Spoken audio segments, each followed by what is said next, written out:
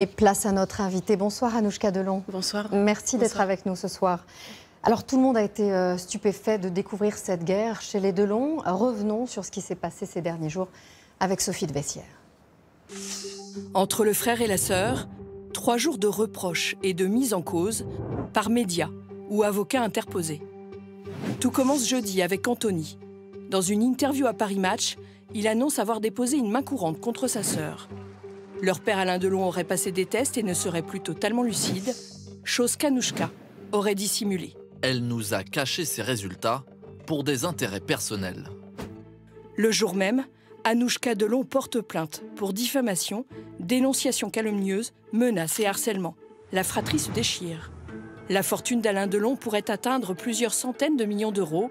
Vendredi, Anthony Delon reprend la parole.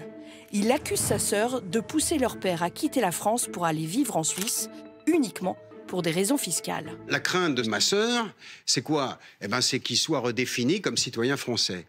S'il est redéfini comme citoyen français, eh ben là, c'est le coup de matraque.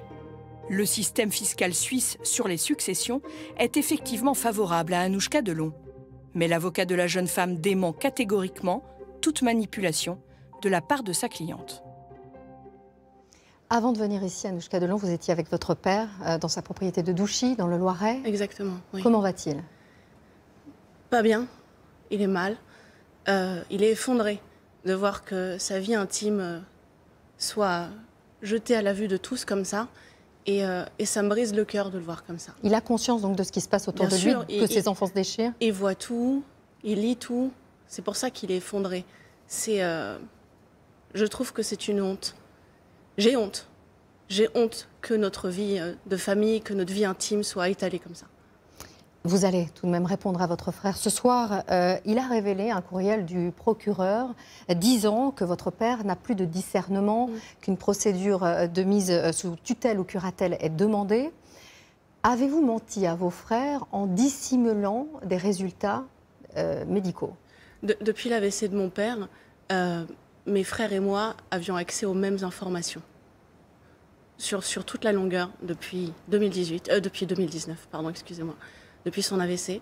Je ne vois pas pourquoi j'aurais dissimulé ce genre d'informations qui ne concernent que mon père. Ça ne nous concerne pas, ça lui appartient. Tout ce qui sort dans la presse et à la télévision lui appartient. Ça ne nous appartient pas à nous et ça appartient à personne d'ailleurs. Votre frère laisse entendre que vous avez menti sur ces résultats médicaux pour rester à la tête de la société, pour garder la main sur les affaires de votre père. J'ai pas menti et je n'étais pas au courant de ces résultats. Ça n'appartient qu'à notre père. Anthony affirme aussi que vous voulez emmener votre père en Suisse, où vous vivez, pour échapper à un impôt énorme sur la succession en France, alors que votre père veut finir sa vie à Douchy. C'est vrai? J'ai jamais été à l'encontre de la volonté de mon père en 33 ans. Jamais. Mon père, il est suivi en Suisse par des spécialistes. Il a des maladies importantes qui ne regardent que sa famille, qui ne regardent personne. Il est suivi en Suisse pour ses maladies. Il a des traitements, en principe. Et moi, la seule raison pour laquelle j'ai voulu le faire venir en Suisse, c'est pour qu'il soit traité. Ça fait des années qu'il fait des check-ups tous les 2 mois. C'était prévu en août de faire un check-up. Sauf que mon frère s'y est farouchement opposé. Il a un traitement qui est vital pour lui. Et contre l'avis des médecins, il a décidé d'arrêter de ce traitement. Moi, je n'étais pas d'accord. Je n'ai rien pu faire contre ça. Et c'est indécent de faire passer ça pour, je sais pas, pour un exil fiscal ou pour parler d'argent, en fait. Alors, votre frère dit que l'héritage est réglé. On parle de 300 millions d'euros? Je sais pas, vous savez, Audrey, en fait, ça ne nous concerne pas non plus. Bien sûr que ça nous concernera après. On a l'impression de parler de notre père comme s'il était déjà mort. Vous vous rendez compte ou pas pour lui de voir ça? Non mais attendez, parce que c'est important. C'est des choses qui regardent que notre père et ses collaborateurs. Moi, je suis la fille de mon père, je ne suis pas la fille d'un portefeuille. Alors, votre frère a tout de même révélé que vous auriez 50% de la fortune de votre père, la fortune, vos frères, 25% chacun. Donc, votre frère, si on le suit, votre père les a clairement privilégiés, vous avez clairement privilégiés, pardon. Vos frères peuvent se sentir lésés. Cette guerre familiale, au fond, c'est une question d'argent? Non, ce n'est pas une question d'argent. Je pense qu'Anthony doit vraiment être en souffrance, en fait, pour agir comme ça. J'ai l'impression qu'on me fait payer la confiance que mon père me porte. On a énormément confiance l'un dans l'autre. C'est comme ça. C'est mon fardeau à moi. Oui, je vois pas beaucoup. Je vois pas quoi vous dire d'autre. En fait. En 2019, votre père déclarait « Je ne voudrais pas que mes enfants se déchirent comme les Hallyday ». N'est-ce pas ce qu'il a lui-même provoqué en vous, privilégiant au détriment de votre père? N'était-ce pas inévitable, au fond? Et vous savez, je crois que toutes les familles, en fait, ont des soucis comme ça. Sauf que notre famille est publique, comme les Hallyday, en fait. C'est des choses qui devraient nous regarder que nous et personne d'autre. Et ce privilège qu'il peut faire à l'égard d'un de ses enfants, ça ne peut pas amener à ce genre de situation? Bien sûr que ça amène à ce genre de situation, mais est-ce que c'est ma responsabilité? Est-ce que moi, je dois porter ça? On vous a toujours présenté comme la fille chérie d'Alain Delon, celle qui est le plus proche de son père, le plus proche des trois. C'est le cas?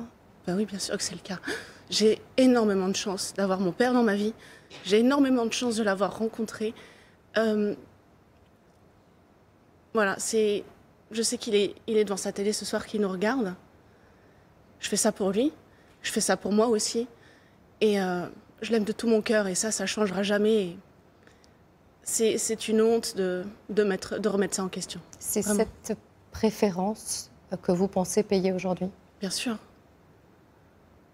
Est-ce qu'on parle de préférence ou est-ce qu'on parle d'une forme d'amour? Parce que je pense qu'il aime sincèrement tous ses enfants d'une manière différente. Qu'il a eu des relations plus conflictuelles. Oui, Ils mais l'ont toujours comme dans toutes les familles, moi aussi j'ai des relations conflictuelles avec d'autres membres de ma famille. Ça ne change pas le fait que je les aime et inversement, je pense. Est-ce que vous avez porté plainte contre votre frère, Anthony? Oui. Pourquoi? Vous savez, quand j'ai appris que cet article sortait dans Paris Match, je l'ai appris la veille de sa sortie. Alors, j'étais au restaurant avec mon fils et mon mari, et j'ai eu envie de me tuer. Voilà, je vous le dis, parce que c'est quelque chose qui m'empêche de dormir depuis 3 jours, parce que je refuse qu'on me salisse comme ça et qu'on me traite de manipulatrice ou de menteuse ou de je ne sais quoi.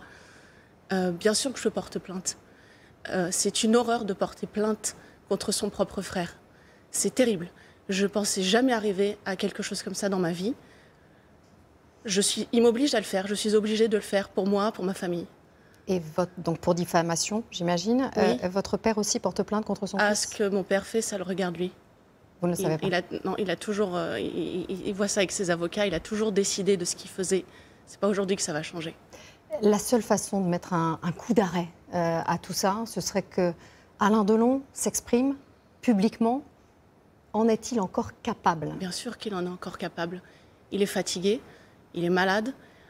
La France entière sait que Alain Delon a dit un jour que le jour où il serait diminué, il ne se montrerait plus, il ne s'exprimerait plus. C'est uniquement pour cela que pour l'instant, il reste dans l'ombre.